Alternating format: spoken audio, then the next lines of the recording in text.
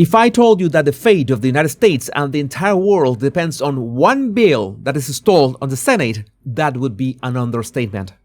12 states and Washington, D.C. will let you walk into a polling place on election day, give a name, and vote. No ID, no document, nothing. California, Illinois, New York, Pennsylvania, New Jersey, Maryland, Massachusetts, Minnesota, Nevada, New Mexico, Maine, Vermont, and the Capitol. There is a bill in Congress right now that would fix a piece of this. It is called the SAVE Act. It passed the House almost 300 days ago, and it is stuck in the Senate collecting dust. The Democrats are blocking it. You already knew that. But there's more going on here, and the people who should be fighting hardest for it are not fighting at all. My name is Jesus Enrique Rosas. I'm the Power Pundit, and today I'm going to walk you through the SAVE Act. What is actually in it? Who is quietly letting it die? A short story from a country I know very well. And at the end of this video, I'm going to tell you exactly what you can do about it. Because you can do something, and it matters more than you think. Let's start with what the SAVE Act actually says, because if you only read the opposition headlines, you would think it brings back the literacy test. Here's the whole bill in plain English.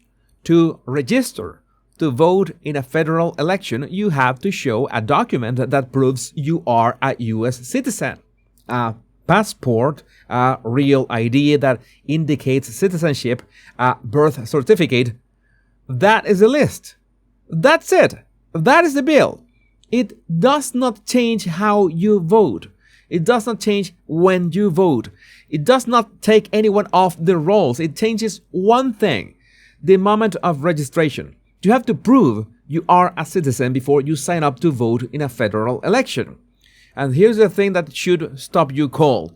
In 12 states plus the District of Columbia, right now, today, you can walk into a polling place on election day and cast a ballot without showing any identification at all. Not a driver's license, not a utility bill, nothing. To buy cold medicine in any of those states, you need ID. To rent a scooter, you need an ID. To pick up a package at the post office, you need ID. To choose the people who run the most powerful country in the world, in those states, you need to say your name. And the people defending this arrangement call the SAVE Act extreme. Now, here's where the opposition will try to muddy the waters on you, and I want to meet it head on. The original SAVE Act, the version that passed the House, is just the proof of citizenship piece I just described. Clean, simple. In the Senate, Republicans added some things to it, and when I tell you what they added, the media will describe it as culture war, as pork, as unrelated, as a Christmas tree, as Trump overloading the bill. So pick your buzzword. Here's what is actually in the expanded package. 1. Proof of citizenship to register. 2. Photo ID to vote. 3. A ban on mail-in voting, except for narrow circumstances. 4. A rule that federally funded schools cannot put biological males into women's sports. And 5. A rule against giving gender reassignment surgery to children. Now look at that list again, slowly, one by one. Proving you are a citizen before voting in a federal election. Showing a photo ID at the polls. Voting in person on election day so the ballot is not sitting in someone's mailbox for 3 weeks. Keeping men out of women's sports and not doing surgery on kids. I'm sorry, but which one of those is controversial?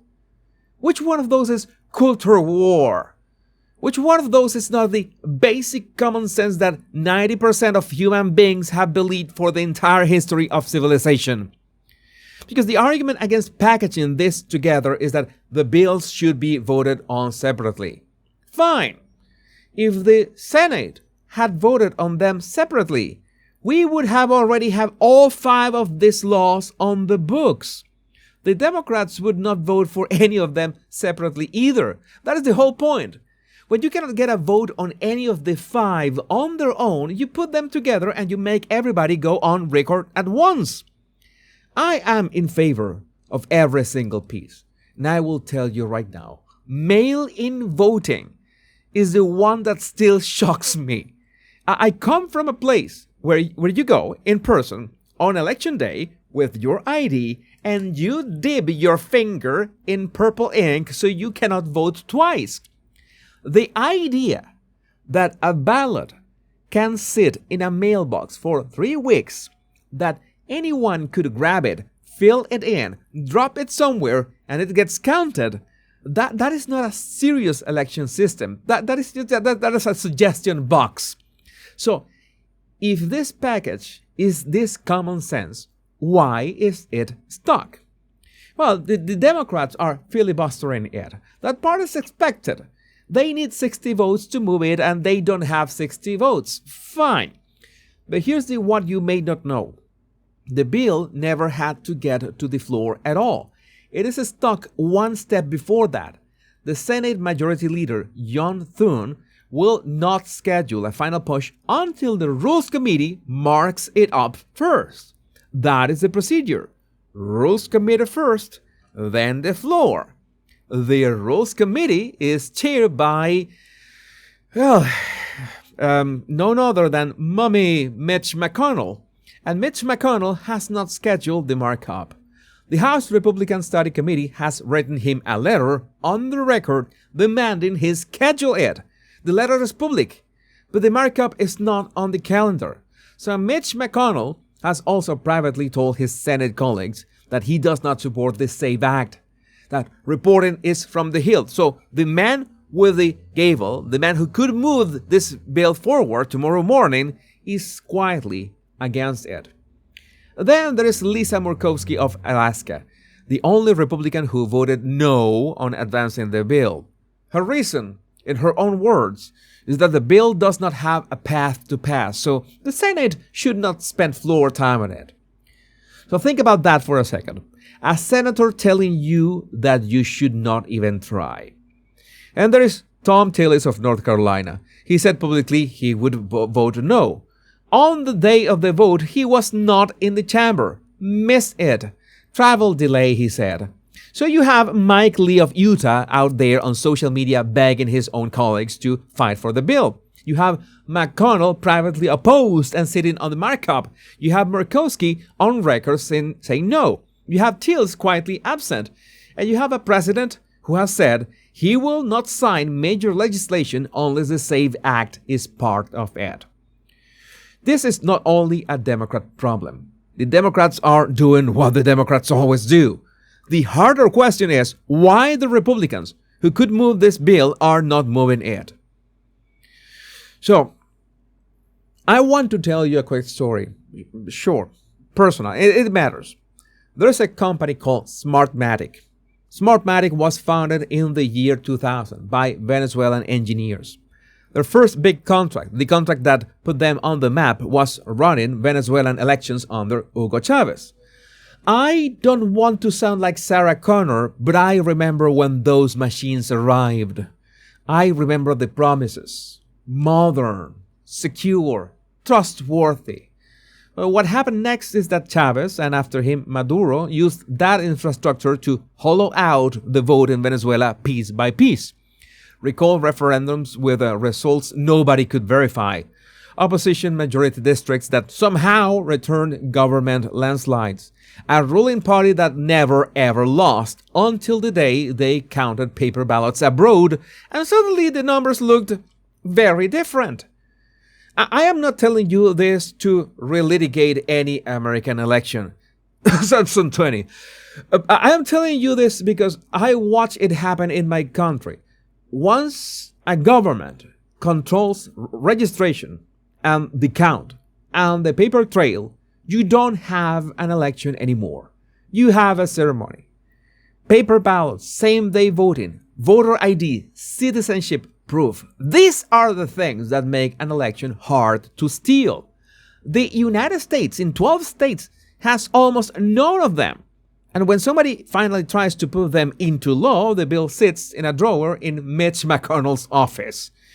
Now, here's the part of the video where most people would tell you that this is all hopeless. The system is rigged.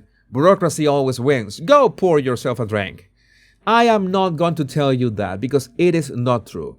Here is what is true. Here is what is true. State legislatures have been moving on this while Washington stalls. Florida just signed proof of citizenship into law. South Dakota did it. Utah did it. Louisiana, New Hampshire, and Wyoming already had it.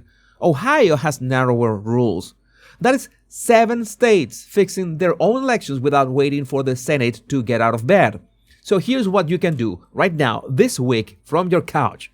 1. Call your U.S. Senator's office. Not email. Call. It takes 90 seconds. You tell the staffer by name you want the SAVE Act moved out of Rules Committee and you want every piece of it passed. If your senator is Thune, McConnell, Murkowski, Tillis, your call matters 5 times more because those are the offices that can unstick it. The Capitol switchboard number is 202-224-3121. Write that down. So 2, check your own state. If you live in a state that does not require ID to vote, look up your state representative. Find out where they stand on a state-level proof of citizenship law and tell them what you want.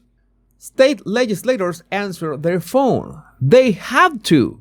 There are only a few hundred voters in their district paying attention. Be one of them. 3, share this video with one person. Not 10. One person in your life who is conservative leaning but checked out of politics. Send it to them and tell them the SAVE Act is a real bill. It is sitting in a committee and there is a phone number they can call. That's it. That is the whole plan. Call, check your state, share with one person. 3 things. All of them free, all of them today. If the United States loses clean elections, the rest of the free world loses its last reference point. Every country I have ever lived in or studied has looked at America as the country that at least runs its elections honestly. If that stops being true, a lot of us all over the world lose a lot more than you can realize. So do the 3 things. This is not hopeless. This is not even hard. It is a phone call and a forward button. If you want my deeper analysis on geopolitics and markets, go check my new blog, The Power Pundit. I can say things there that I am not allowed to say anywhere else. Link in description. And share this video with your family and friends so they know what's really going on. My name is Jesus Enrique Rosas. I'm The Power Pundit. Much love and bliss.